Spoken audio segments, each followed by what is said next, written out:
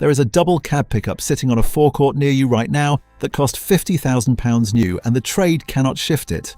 Not because it is broken, because the tax rules changed in April 2025 and every company buyer in Britain panicked at once. You are the one who benefits. If you buy privately, none of that tax mess applies to you at all. 5 cheap pickups, nobody wants. 5 down to 1, and the gap between what these cost new and what they cost today gets more ridiculous with every single one. Number 5, £6,000.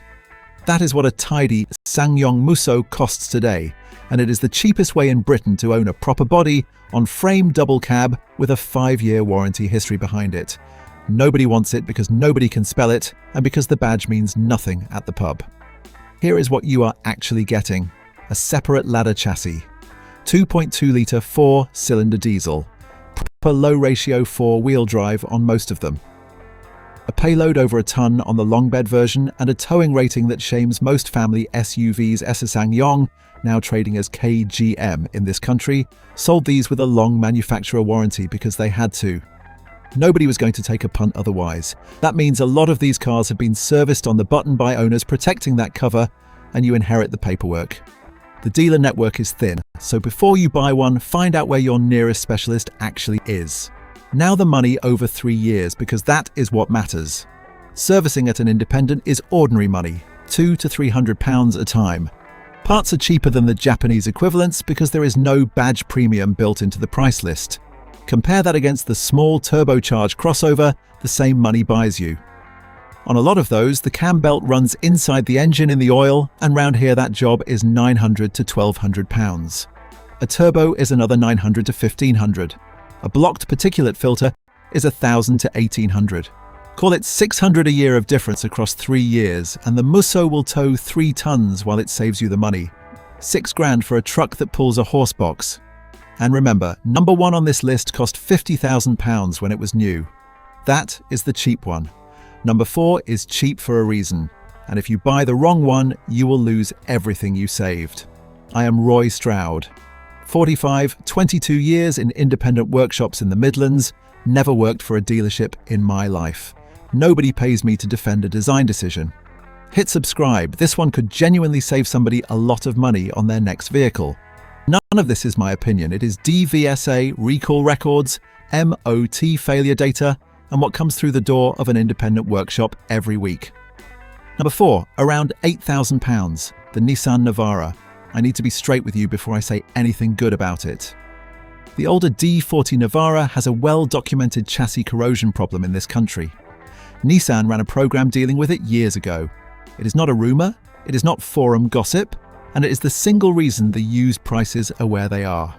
So the rule with a Navara is simple. Get it on a ramp before you hand over a penny, and get somebody to look properly at the chassis rails, around the rear suspension mounts, and the fuel tank area. If the seller will not allow that, walk away and do not look back. Do that one check, and here is what you have bought. A big, comfortable, torquey double cab with a proper separate chassis. The 2.3 diesel in the later NP300 is a straightforward engine to work on. Parts are everywhere in Britain because these were sold by the thousand to builders and farmers, and any independent garage can service one. Nissan withdrew the Navara from Europe a few years back, which is exactly why the resale values softened further. No new ones in showrooms means no showroom traffic, means nobody bidding against you. The ride on the rear coil spring versions is far better than a leaf-sprung truck, but the payload is lower for it. Now, the arithmetic. A good one with a clean chassis is around £8,000 with history. Servicing is £250 a go. Clutch and dual mass flywheel, if it ever comes to it, is somewhere around £1,100 to £1,400 fitted at an independent, and that is the biggest bill most owners ever see. Spread across 3 years, that is under £500 a year for a vehicle that will carry a ton, tow 3.5, and take a family of 5 to the coast at the weekend. I have a customer running one on 160,000 miles. He has had a clutch, an alternator, tyres, and brakes. That is the list, and that truck earns its living every day. The Navara is only a bad buy if you skip the inspection. Number 3 is the truck from a brand that walked out of Britain completely, and it is coming back this year. Number 3, around £9,000, the Mitsubishi L200, the Series 5 car. Mitsubishi pulled out of the British new car market in the autumn of 2021. Gone. The importer closed its doors and the after-sales side was sold onto another company. Then something happened that almost nobody has noticed. Mitsubishi is coming back to this market in the summer of 2026 with a new L200 and a new Outlander, and they are appointing around 60 dealers to do it. Think about what that means for you as a used buyer today. For 4 years, these things have been priced like orphans because buyers assumed no dealers, no parts, no support. In reality, the after-sales network stayed alive the whole time, well over 100 sites across the country. The 2.4 diesel in the Series 5 is a solid unit, and these trucks were built to be repaired by people with dirty hands, not by a laptop. It is narrower and lighter than a Ranger, which some people love and some people find cramped. And it has the tightest turning circle in the class by a mile, which sounds like a small thing until you are reversing a trailer into a farm gate for the 3rd time. Money. A good Series 5 with a full history is around £8,000 to £11,000. Servicing at an independent is ordinary. Cambolt on that engine is roughly £500 to £700, including the water pump, which is one of the few scheduled bills you will get. Set that against the fashionable alternative. Anything with a wet belt in the oil is £1,000 a go. Anything with a particulate filter that has spent its life doing school runs is £1,000 to £1,800.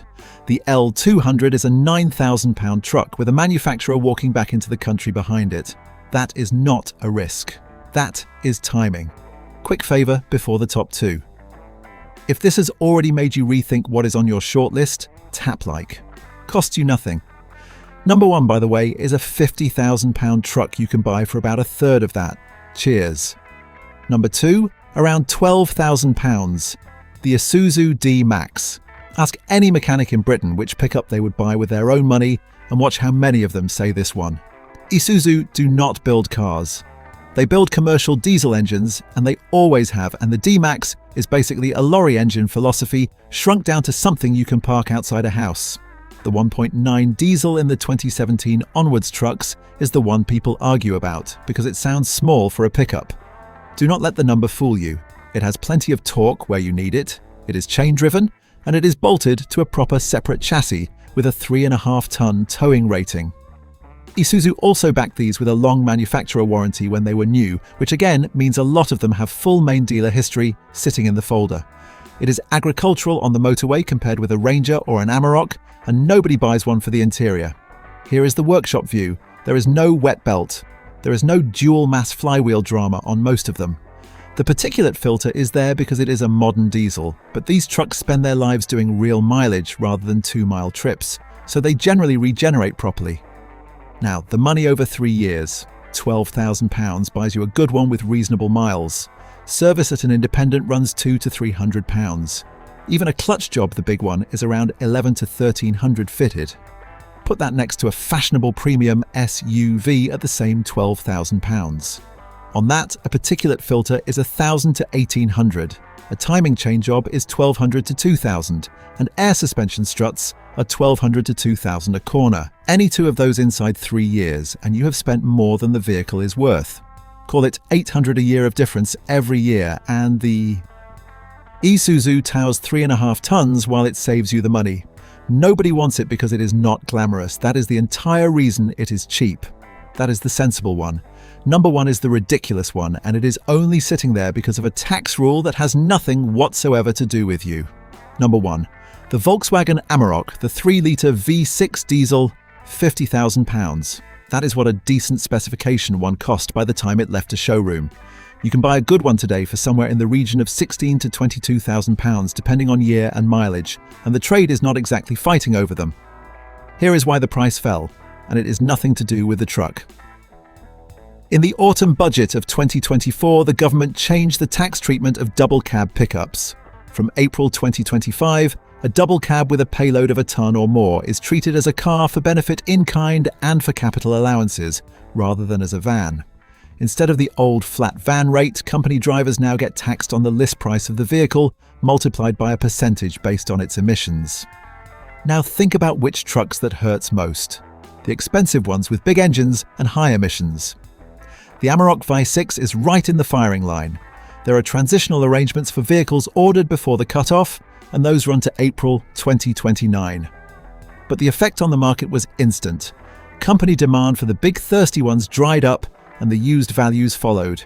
If you are buying privately with your own money, for your own use, none of that applies to you. Now, let me tell you what the truck actually is, because it is the best thing on this list by a distance. A 3-litre V6 turbo diesel. Chain-driven, not belt. 8-speed conventional torque converter automatic, not a dual clutch. Permanent 4-wheel drive on the full-time versions. It rides better than every other pickup of its era because Volkswagen fitted it properly, and it will still tow 3.5 tons and carry over a ton. And here is the victim, because there is always one. Customer of mine runs a small groundworks outfit. He had a premium German SUV as the family car and a knackered van for work. Over 3 years, the SUV had a particulate filter, an exhaust gas recirculation valve, an injector set, and then the air suspension started dropping overnight. 2 struts and a compressor were quoted at just under £3,000 on their own. His 3-year running total was over £5,500 on a vehicle worth about 13. Call it £1,800 a year, every year, just to keep it on the drive. He sold both, bought an Amarok 5, 6 on 91,000 miles for £18,000, and now it does everything. In 2 years since it has had 2 services, a set of tyres, front brake discs and pads, and an oil change on the gearbox because I told him to do it. Just under £2,000 all in. The honest limits are simple. It is a big diesel V6, so you will see high 20s to low 30s for miles per gallon and no better. It is wide, and multi-storey car parks are not its friend. Check the service history for gearbox oil changes because that 8-speed box wants fresh oil, and plenty of owners never bothered. But it is a Euro 6 diesel, which means it drives into the London ultra-low emission zone and every clean air zone in this country and pays nothing. £50,000 of truck, £18,000 of money, a chain-driven V6, a proper automatic, 3.5 tons of towing, and the only reason it is cheap is a change to a company car tax rule that does not touch a private buyer. That is not a compromise. That is the biggest gap between price and reality on any forecourt in Britain right now. Quick recap. 5. The SsangYong Musso. 4. The Nissan Navara, chassis checked. 3. The Mitsubishi L200. 2. The Isuzu D-Max. 1. The Volkswagen Amarok V6. Here is the honest takeaway. 4 of those 5 are cheap because of something that has nothing to do with the engineering. A badge nobody recognizes. A manufacturer that left the country. A tax rule written for company accountants. The market prices, reputation, and paperwork. The workshop price is reality. The gap between those 2 things is where your money is sitting. So do 3 things before you buy any used pickup, and all 3 are free. First, get it on a ramp and look at the chassis properly at the rear suspension mounts and along the rails. On a pickup that is the whole vehicle. Everything else bolts to it. Second, get a price for every expensive failure on that exact engine. Belt or chain. Turbo. Particulate filter. Clutch and flywheel. Add up the likely 3-year total. If it is more than the truck is worth, it is the wrong truck. Third, if it is a business purchase, talk to your accountant before you sign anything because the April 2025 rules changed how these are treated and transitional arrangements may or may not apply to your situation. That is not my area and I will not pretend otherwise. Now I want to hear from you. What is the highest mileage you have ever seen on a working pickup? And what finally killed it? Put it in the comments because that information is worth more to the person buying this weekend than any brochure ever printed. If this helped, hit like, subscribe, and I will see you in the next one. Look after it, and it will look after you. This video is based on publicly available recall notices, manufacturer statements, published tax guidance, reliability data, and independent trade evidence current at the time of publication. Individual vehicle outcomes vary. Prices, tax rules, and warranty terms change over time, and some models may have had subsequent updates, recalls, or improvements. Nothing here is tax advice or a substitute for a qualified inspection of your own vehicle. Always obtain current information and independent professional advice before making any purchase, repair, or business decision.